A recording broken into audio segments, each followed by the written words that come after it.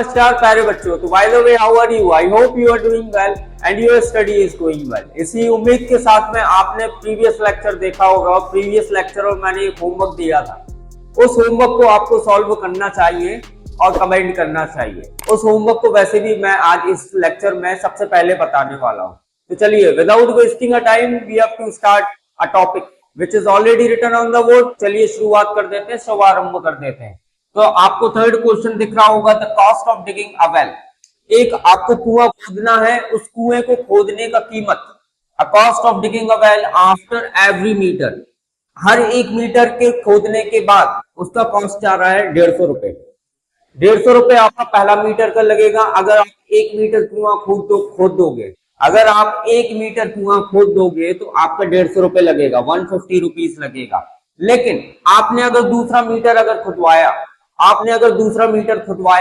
तो दूसरे मीटर का चार्ज 150 रुपए तो लगेगा ही लगेगा, लेकिन साथ में 50 रुपए और लगेगा। समझ में आ गया बात? और सुनो, आप मेरी बात को ध्यान से दो। आपका देखो, पहले मीटर का कितना लग रहा है? फॉर द फर्स्ट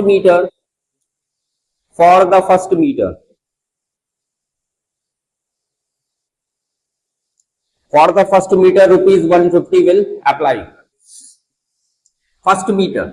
तो आपका ये जो पहला टर्म रहेगा उसको हम A1 बोलते हैं। A1 आपका आ जाएगा 150 आ जाएगा। क्लियर हुआ? और A2 आपका क्या हो जाएगा? A2 में 150 रुपए में कितना प्लस होने वाला है? 50 प्लस होने वाला है। तो 50 आप प्लस कर दो तो कितना हो जाएगा? 200 रुपीज लगेगा। ठीक है ना? ये सेकंड मीटर के लिए हो जाएगा, फॉर सेकंड मीटर। क्लियर? और थर्ड के लिए A3 में इस 200 में, अब इस 200 पे चार्ज लगेगा, 200 पर लग जाएगा 50 रुपए का चार्ज, मतलब 250 रुपए लगेंगे। पहले मीटर की खुदाई में 150 रुपए लगे। फिर जब दूसरा मीटर खोदने गया तो दूसरे मीटर में उसके 200 रुपए लगे। और जब वो तीसरा मीटर खोदने गया तो तीसरा मीटर खोदने में 250 रुपीज लगे। इस तरीके से ऐसा चलते ही जाएगा। तो ये आपकी अर्थमेटिक प्रोग्रेशन है। This is an AP. ये आपका हो जाएगा आंसर। आपको बेसिकली इस क्वेश्चन में क्या फाइंड आउट करना था? आपको इस क्वेश्चन में अर्थमेटिक प्रोग्रेशन फाइंड आउट करनी थी, एपी सीरीज बनानी थी। देखो, एपी सीरीज बना दी। इसके बाद अगर निकालोगे तो देखो 150, 200, 250, इसके बाद 300 आएगा, 300 रुपीज लगेगा। इस तरीके से आपके रेट जो है बढ़ते आएंगे और ये इसका आंसर था। आई होप समझ में आया होगा। आपके बोर्ड पर अब सेकंड क्वेश्चन आ चुका है, जल्दी फटाफट उसको भी सॉल्व कर लेते हैं। सेकंड क्वेश्चन मींस इस सेशन का सेकंड क्वेश्चन रहेगा और वैसे फोर्थ क्वेश्चन है फर्स्ट का fourth question. The amount of money in the account every year 1 rupees 10,000 is deposit at compound interest at the rate of 8% per annum। तो देखो, आपका प्रिंसिपल कितना दिया गया है? Principal is 10,000। रेट कितना है? रेट है आपका 8% पर एनम। 8% per annum. ठीक है ना? और हर साल के लिए लगाया जा रहा है। वैसे देखो, अमाउंट का फॉर्मूला क्या होता है? अमाउंट का फॉर्मूला होता है P ब्रैकेट में 1 plus R by 100, R upon 100, और ऊपर होता है N।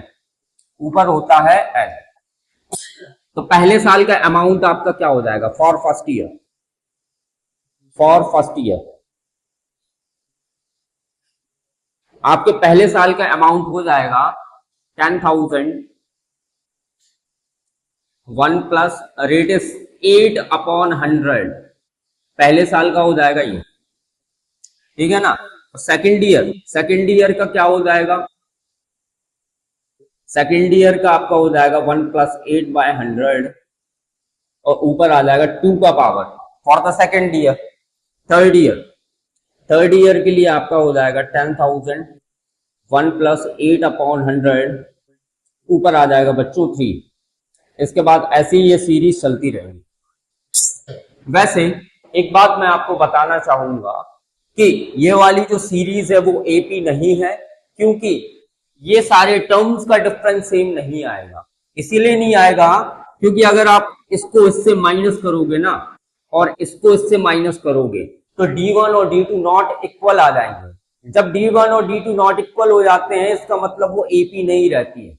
तो लिख देना, no it is not an AP, no it is not an AP, not an AP। ये अर्थमेटिक प्रोग्रेशन नहीं है। समझ में आया क्यों नहीं है? आप माइनस करके देख लेना, ये AP नहीं आएगी क्योंकि पहले साल का अमाउंट है कुछ अलग होगा, दूसरे साल का अमाउंट कुछ अलग होगा, तीसरे साल का अमाउंट अलग होगा और उन दोनों अमाउंट्स के डिफरेंसेस भी अलग अलग चलते रहेंगे। समझ में आ रहा है? ऑलराइट, चलिए सेकंड क्वेश्चन हम सॉल्व करने वाले हैं और सेकंड क्वेश्चन का पहला क्वेश्चन देख लेते हैं। पहले क्वेश्चन में बेसिकली अपन को पहले चार टर्म्स निकालने हैं। पहले चार टर्म्स देख लेते हैं। पहले चार टर्म्स आपको फर्स्ट टर्म और आपको कॉमन डिफरेंस की हेल्प लेकर आपको पहले चार टर्म्स निकालने हैं। चलिए आइए देखिए, आपका फर्स्ट टर्म क्या है? फर्स्ट टर्म को ए ही बोलते हैं अपन। क्या बोलते हैं? ए बोलते हैं। और ए तो पहले से ही दिया गया 10, ठीक है ना। आपको इसमें फाइंड आउट करना है A1, A2, A3, A4 और ये आपकी सीरीज ऐसी चलती रहेगी। A1 तो आपको पहले मालूम है 10 है, A1 आपको मालूम है 10 है। A2 आप कैसे निकालोगे? A2 का फॉर्मूला होता है A प्लस डी। क्या होता है? A plus D. A का वैल्यू डाल दो, A का वैल्यू 10 है और D का वैल्यू हमें पता है कॉमन डिफरेंस 10 है, दोनों को प्लस करोगे 20 आ जाएगा। A2 कितना आ गया आपका? 20 आ गया। अब तीसरा टर्म देख लो A3 आपका, A3 का फॉर्मूला होता है A प्लस 2D। A आपका 10 है प्लस 2 और D का वैल्यू कितना है? 10। D का वैल्यू कितना है? 10। 10 प्लस मल्टीप्लाई करोगे ना तो 20 आएगा, दोनों को प्लस कर दोगे तो 30 आ जाएगा। A3 कितना हो जाएगा आपका? 30 हो जाएगा। A3 हो जाएगा आपका 30। क्लियर है? इसके बाद आपको A4 निकालना है। A4 का फॉर्मूला होता है A प्लस 3D होता है। A का वैल्यू 10 प्लस 3 और D का वैल्यू कितना? 10 है, तो 10 प्लस मल्टीप्लाई कर दो 30 आएगा, दोनों को प्लस कर दोगे तो 40 आ जाएगा। तो A4 कितना आ गया आपका? 40 आ गया। ठीक है, ऐसी आपकी ये सीरीज चलती जाएगी। समझ में आ गया? तो आपने फर्स्ट 4 टर्म्स निकाल लिया। इसके बाद हम इसका सेकंड क्वेश्चन देखेंगे। चलो देखो सेकंड क्वेश्चन देखो। आपका पहला टर्म A का वैल्यू -2 है, D का वैल्यू 0 है, तो आपको A1, A2, A3, A4 find out करना है। ठीक है ना। तो A1 तो आपका A ही होता है, तो मतलब -2 आ गया। अब आपको A2 फाइंड करना है। तो A2 फाइंड करने के लिए A2 का फॉर्मूला होता है A प्लस D। A का वैल्यू कितना? -2 प्लस D का वैल्यू कितना है? 0। आप दोनों को जोड़ दोगे ना तो -2 आएगा, तो आपका A2 कितना आ गया? -2 आ गया। आपने A2 भी निकाल लिया। अब A3 निकालो। A3 का फॉर्मूला होता है A प्लस 2D। A का वैल्यू आपका कितना? -2 प्लस 2 मल्टीप्लाई D का वैल्यू कितना है? 0, तो -2 प्लस मल्टीप्लाई कर दो 0 आएगा, फिर से -2 आ गया। आपका A3 भी कितना हो जाएगा? -2 हो जाएगा। फिर A4 भी -2 ही होगा। देखो A4 होता है A प्लस 3D। A का वैल्यू आपका -2 प्लस 3, D का वैल्यू 0, तो -2 प्लस 3 मल्टीप्लाई 0 0 मतलब -2 आएगा। आपने A1 -2, A2 -2, A3 -2, A4 -2 और इस तरीके से ये सीरीज आगे बढ़ती ही जाएगी। ऑलराइट, आई होप आपको ये दोनों क्वेश्चन समझ में आए होंगे। अब हम इसके आगे वाले क्वेश्चंस देखते हैं। चलो बोर्ड पर थर्ड क्वेश्चन दिख रहा है, फोर्थ क्वेश्चन दिख रहा है, इसको भी कर ही लेते। देखो सॉल्यूशन लिख लेना पहले। आपको A1, A2, A3, A4 की वैल्यू फाइंड आउट करनी है। A1 आपका A ही होता है और A का वैल्यू है 4। अब A2 निकाल लो। A2 आपका क्या होता है? A प्लस D होता है। A का वैल्यू डाल दो 4 है और D का वैल्यू है -3, तो ब्रैकेट में लिख लेना। तो 4 प्लस -3 हो जाएगा, माइनस करोगे 1 आ जाएगा। आपका A2 कितना आ गया? आपका A2 आ गया प्लस का 1। अब आप A3 निकाल लेना। A3 होता है A प्लस 2D। A का वैल्यू कितना है आपका? 4 है, प्लस 2 मल्टीप्लाई D का वैल्यू कितना? -3 है, तो 4 प्लस प्लस माइनस माइनस हो जाएगा, तो इधर पर माइनस लगा लो, और 3 2 जा 6 हो जाएगा, माइनस करोगे ना तो -2 आएगा, तो आपका A3 भी आ गया। इसके बाद आप A4 निकाल लेना, A4 आपका A+3D होता है। कल बताए हैं, कल का लेक्चर में हर एक चीज बताइए, A4 क्या होता है, A3 होता है, A3 क्या होता है, सब बताया। A का वैल्यू 4 है प्लस 3, D का वैल्यू कितना, -3, D का वैल्यू -3, तो 4 प्लस माइनस माइनस हो जाएगा, 3 3 जा 9 हो जाएगा।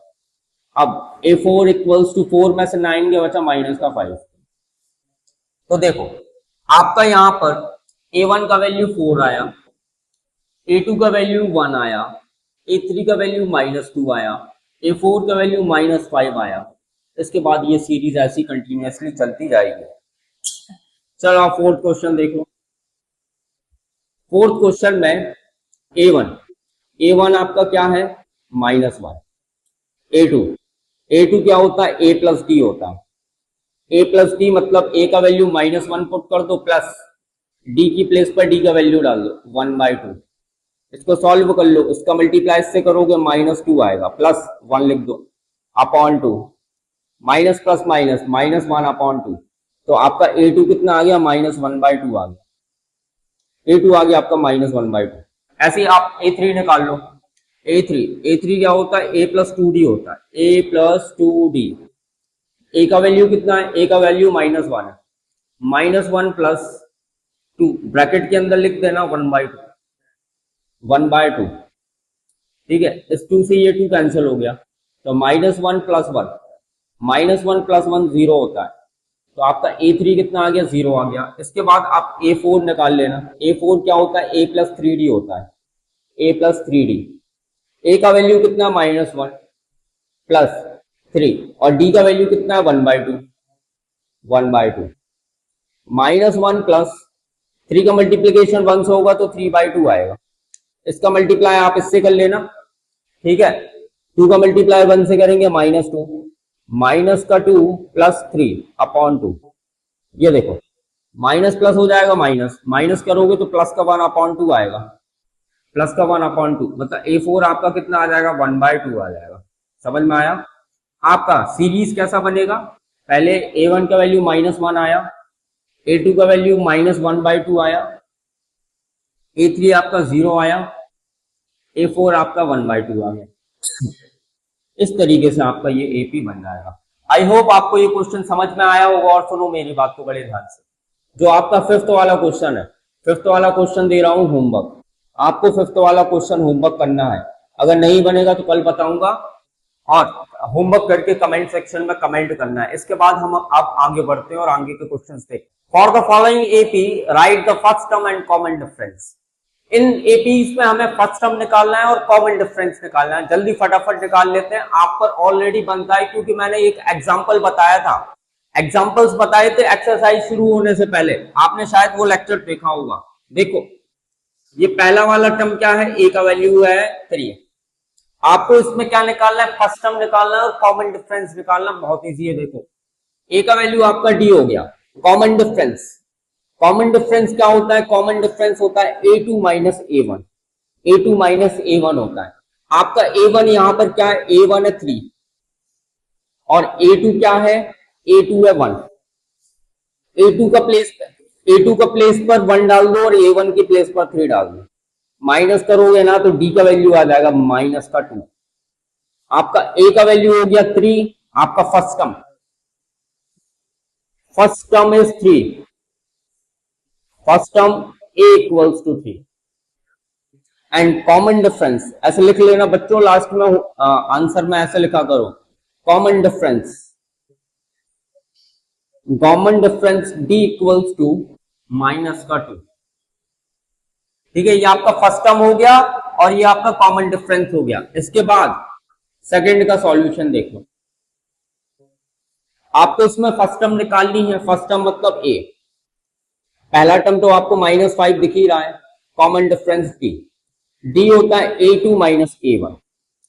पहले A1 का वैल्यू लिख लेना, A1 का वैल्यू है -5, बेटा जो A होता है वही A1 होता है, और A2 कितना है, A2 आपका है -1। क्लियर, समझ में आ रहा है? अब आगे देखो, अब इसमें A2 और A1 की प्लेस पर वैल्यूज डाल दो। A2 का वैल्यू -1 माइनस A1 का वैल्यू माइनस का 5। माइनस के बाद ब्रैकेट लगा लिया करो हमेशा। -1 माइनस माइनस प्लस का 5। इनको माइनस करोगे ना, माइनस प्लस माइनस होता है, 5 में से 1 चला गया, बचा कितना 4। तो डी का वैल्यू आपका कितना हो जाएगा 4। मतलब आपने कॉमन डिफरेंस निकाला 4 और आपने फर्स्ट टर्म निकाली माइनस का 5। तो आपका फर्स्ट टर्म हो जाएगा, first term is -5, first term a equals to -5 and second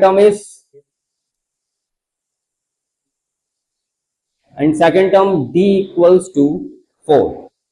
आपका पहला term -5 and second term is 4। आसान था, इजी था, बिल्कुल डिफिकल्ट नहीं था, बहुत आसान चैप्टर है, बहुत आसान चैप्टर है। और जितने ये सारे क्वेश्चंस करा रहा हूं, ये सब ऑब्जेक्टिव क्वेश्चंस बनने वाले हैं आज के इस लेक्चर में।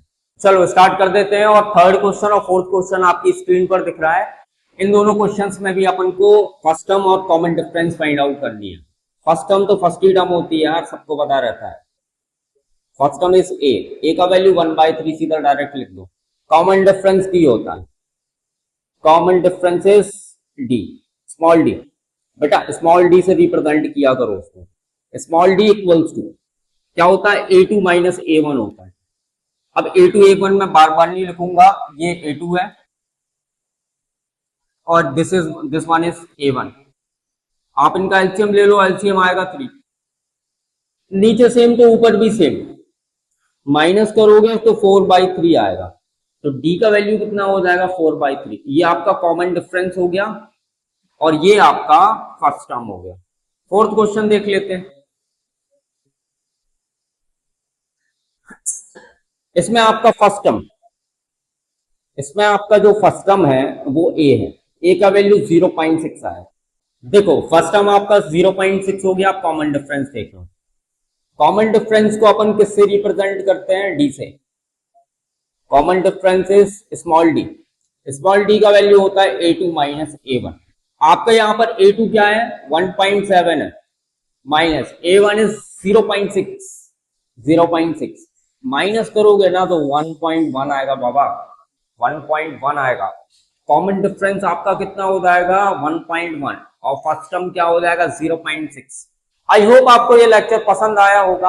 आज का लेक्चर सिर्फ हम यहां तक ही रखते हैं और नेक्स्ट लेक्चर में हम फोर्थ क्वेश्चन से स्टार्ट करेंगे। और पिछला लेक्चर इसका देख लेना, बहुत इंपॉर्टेंट है। और इसका इंट्रोडक्शन वीडियो भी देख लेना, बहुत इंपॉर्टेंट है।